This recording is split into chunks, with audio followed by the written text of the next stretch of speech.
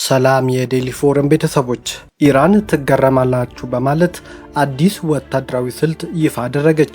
የኢራን እስላማዊ አብዮታዊ ዘብ የጠፈር ኃይል አዛዥ የሆኑት ሰይድ ማጅድ ሙሳቪ አሜሪካና እስራኤል የሚያስደምሙ አዳዲስ የጦር ስልቶችንና የሚሳኤል ማስወንጨፊያ ስርዓቶችን ሀገራቸው ይፋ ማድረጓን አስታውቀዋል። ምንድን ነው የሚለውን በዝርዝር እንነግራችኋለን። 20 ግዙፍ አየር መንገዶች በመካከለኛው ምስራቅ ጦርነት ምክንያት እስካሁን ድረስ ወደ 53 ቢሊዮን ዶላር ገቢ ማጣታቸው ተሰምቷል። እነዚህ አየር መንገዶች በመካከለኛው ምስራቅ ባለው ጦርነት ምክንያት ከ50 ቢሊዮን ዶላር በላይ ገቢ አጥተናል ብለዋል። ምንድነው? እንዴት ይቀጥላሉ የሚለውን አብራችሁን ከሆናችሁ በዝርዝር እንነግራችኋለን። የሆርሙዝ የባህር ሰርጥ በአሁኑ ወቅት ዝግ የሆነው ለጠላትና ጎጂ ለሆኑ እንቅስቃሴዎች ብቻ ነው ስትል ኢራን አስታውቃለች። የኢራን ጦር ቃል አቀባይ ኢብራሂም ዞልፋጋሪ በሀገሪቱ ቴሌቪዥን ቀርበው ገለጻ አድርገዋል። ቃል አቀባዩ የውሃ መስመሩ ገና ሙሉ በሙሉ እንዳልተዘጋና በሀገሪቱ ጥብቅ የደህንነት ቁጥጥር ስር እንደሚደረግበት ተናግረዋል። በዝርዝር እንነግራችኋለን።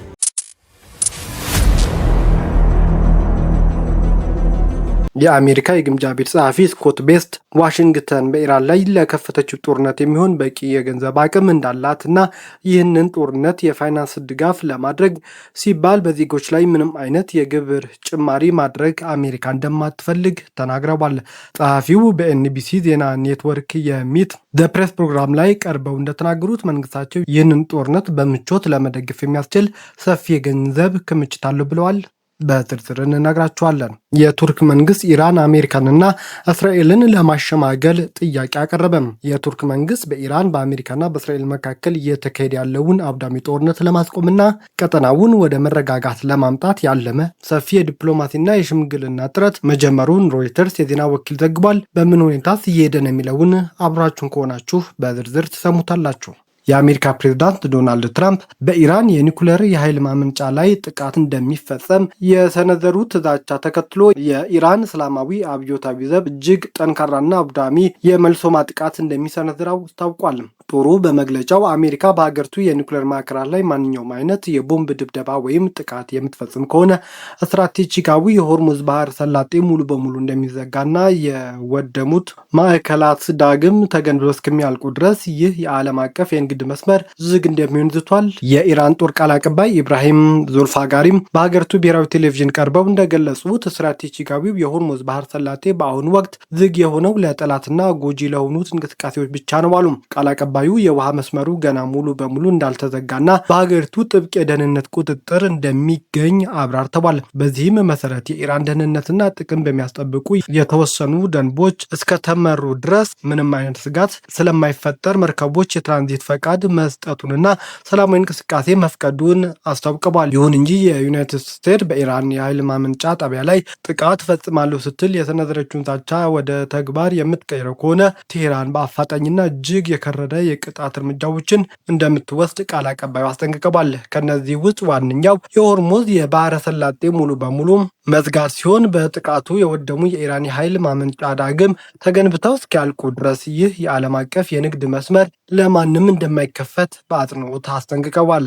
የኢራን የጦር ማስጠንቀቂያ እርምጃ ባህረ ሰላጤው ከመዝጋት ባለፈ መላውን ቀጠናውን የሚያካልል መሆኑን መግለጫው ያሳያል። ዞልፋጋሪ አክለውም በአሜሪካ ጥቃት ከተሰነዘረባቸው የእስራኤል የኃይል ማመንጫዎች፣ የኢነርጂ እንዲሁም የመረጃና የኮሚኒኬሽን ቴክኖሎጂ መሰረተ ልማቶች በሰፊው የጥቃት ኢላማ እንደሚሆኑም ዝተዋል። በተጨማሪም በቀጠናው ውስጥ አሜሪካ በአክሲዮኖች ያሉባቸው ማንኛውም ተመሳሳይ የኤነርጂና የቴክኖሎጂ ኩባንያዎች ሙሉ በሙሉ እንደሚወድሙ እንዲሁም የአሜሪካ የጦር ሰፈሮች ያስተናገዱ የቀጠናው ሀገራት የኃይል ማመንጫዎች የኢራን ጦር ህጋዊ ኢላማ እንደሚሆኑም በማያሻማ ሁኔታ በግልጽ አስታውቀዋል።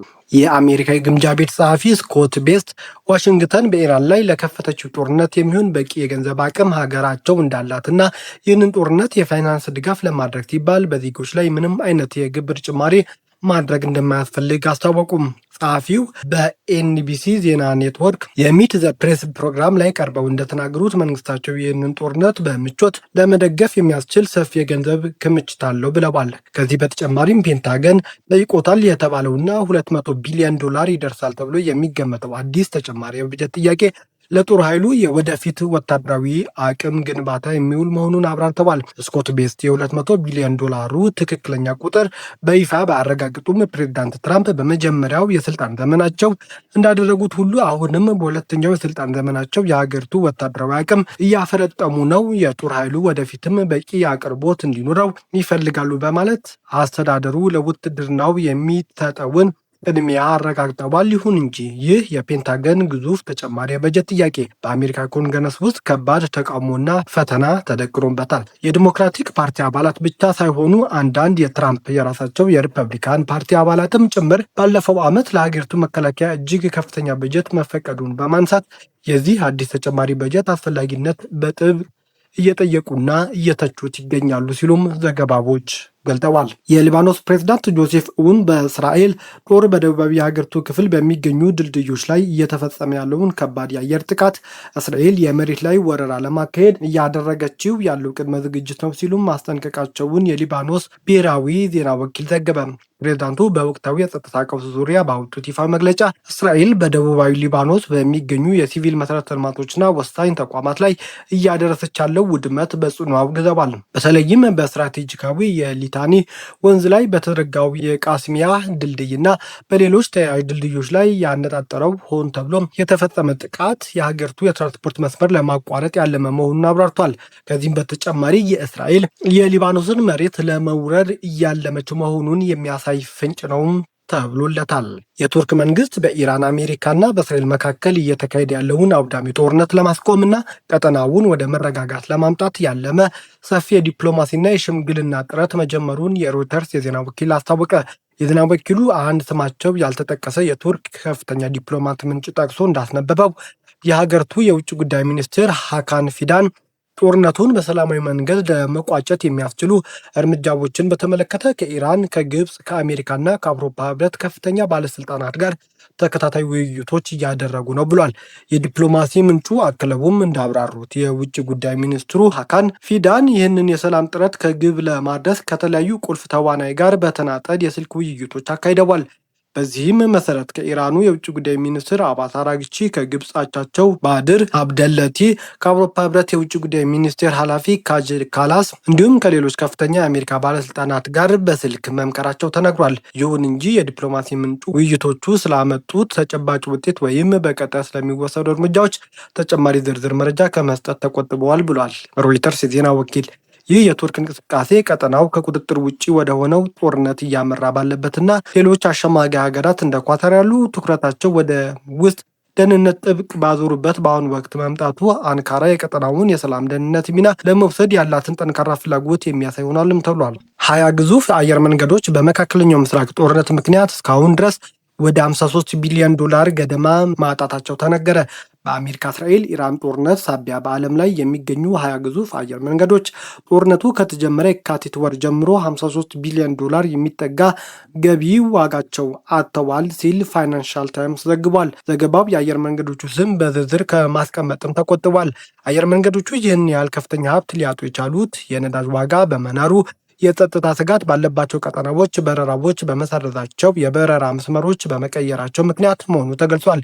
ይህ በዓለም አቀፍ የአቪዬሽን ዘርፍና በኢኮኖሚ እንቅስቃሴ ላይ ከፍተኛ መናጋትን መፍጠሩ ተነግሯል። በመጀመሪያ ሳምንት ብቻ የኢትዮጵያ አየር መንገድ ወደ 130 ሚሊዮን ዶላር ማጣቱ መናገሩም የሚታወስ ነው። ኢራን ትገረማላችሁ በማለት አዲስ ወታደራዊ ስልት ይፋ አደረገች። የኢራን እስላማዊ አብዮታዊ ዘብ የጠፈር ኃይል አዛዥ የሆኑት ሰይድ ማጁድ ሙሳቪ አሜሪካንና እስራኤል የሚያስደምም አዳዲስ የጦር ስልቶች የሚያሳይ ማስወጨፊያ ስርዓቶችን ይፋ ማድረጋቸው አስታወቁም።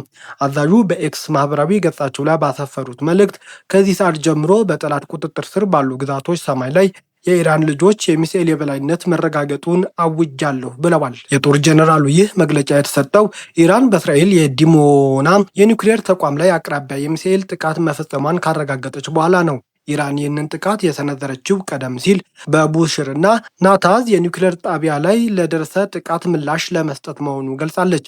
በደቡባዊ እስራኤል የምትገኘው የአራድ ከተማ በጥቃቱ ክፉኛ የተመታች ሲሆን 5 ሰዎች ህይወታቸው ሲያልፍ ከ100 በላይ ሰዎች የአካል ጉዳት ደርሶባቸዋል ተብሏል። አንዳንድ ዘገባዎች ጉዳት የደረሰባቸው ሰዎች ከ160 በላይ መድረሱንም እየዘገቡ ነው። 9 ህንፃዎች ላይ ከፍተኛ የንብረት ውድመትም እንደደረሰ ዘገባዎች ጠቁመዋል። የእስራኤል ጠቅላይ ሚኒስትር ቤንያሚን ኔታንያሁ ስለ ጥቃቱ በሰጡት ጋዜጣዊ መግለጫ በጣም አስቸጋሪ ምሽት አሳልፈናል ሲሉም የኢራን የመልሶ ጥቃት ክብደት ገልጸውታል። ዶናልድ ትራምፕ ጦርነቱ ለማቆም 6 ቅድመ ሁኔታዎችን የያዘ የድርድር እቅድ ማዘጋጀታቸውንም እየተሰማ ነው። ቤተሰቦቻችን ዜናዎቻችን ከወደዳችሁት ላይክ አድርጉ፣ ለሌሎች ተደራሽ እንድንሆንም ሼር ማድረጋችሁን አትርሱ። አዲስ የሆናችሁ ቤተሰቦች ደግሞ ሰብስክራይብ በማድረግ የቻናሉ ቤተሰብ ሁኑ። ሰናይ ጊዜ